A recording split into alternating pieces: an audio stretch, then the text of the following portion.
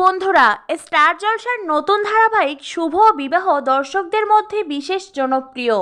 পরকীয়া এবং ত্রিকোণ প্রেমের বদলে একেবারে নতুন গল্প নিয়ে এসেছে এই ধারাবাহিক, যা দর্শকদের বেশ আকর্ষণ করছে।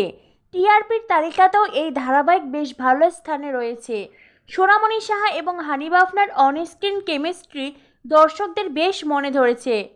একজন ডিভোর্সি মেয়ের জীবনের গল্পকেই তুলে ধরা হয়েছে এই ধারাবাহিকে। সমাজ কতটা মেনে নিতে পারবে ধারাবাহিকটি? এই প্রসঙ্গে সোনামণি সাহা জানান, সমাজ কিছুটা পরিবর্তন হয়েছে, তবে অনেকটাই বাকি। আমরা শুভ বিবাহ ধারাবাহিকের মধ্য দিয়েই সেই পরিবর্তনটাই আনার চেষ্টা করব। ডিভোর্সটাই একটা মেয়ের জীবনের শেষ কথা নয়। একটা মেয়ের জীবনে ডিভোর্সের পরেও ঘুরে দাঁড়ানো যায়, সেটাই শেখাবো।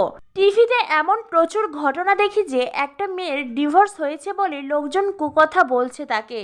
অনেক মেয়েরা ডিভোর্স শব্দটা ভয় পায়। সেটা ছেলেদের ক্ষেত্রেও হতে পারে। ছেলেদের ক্ষেত্রে এটা হয় যে তার সাথে খারাপ ব্যবহার হচ্ছে, অত্যাচার হচ্ছে, কিন্তু সে সেটা থেকে বেরিয়ে আসতে পারছে না। এমন অনেক সময় দেখি যে তারা মৃত্যুকে বেছে নিচ্ছে। এই মুহূর্তে সমাজে এমন একটা প্রেক্ষাপটে ধারাবাহিকটি কতটা গুরুত্বপূর্ণ এ কথা জানতেই হানিফ আফনা বলেছেন, খুবই গুরুত্বপূর্ণ।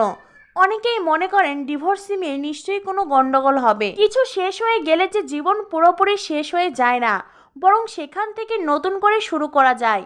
বাইরের লোক অনেক কিছু বলতে পারে, কিন্তু যেই অসুবিধার মধ্যে আছে সেই সব থেকে ভালো বুঝতে পারে। এই ধারাবাহিকে মায়ের সাথে সুধারূপী সোনামণি সাহার একটি ডায়লগ ছিল, মা মাগো, তোমাদের মতন মায়েরা আছে বলেই আজ আমার মতো মধ্যবিত্ত পরিবারের মেয়েরা নতুন করে জীবন গড়ে তোলার সাহস পায়। সুধারূপী সোনামণি সাহার এই ডায়লগ দর্শকদের মন ছুঁয়ে গেছে।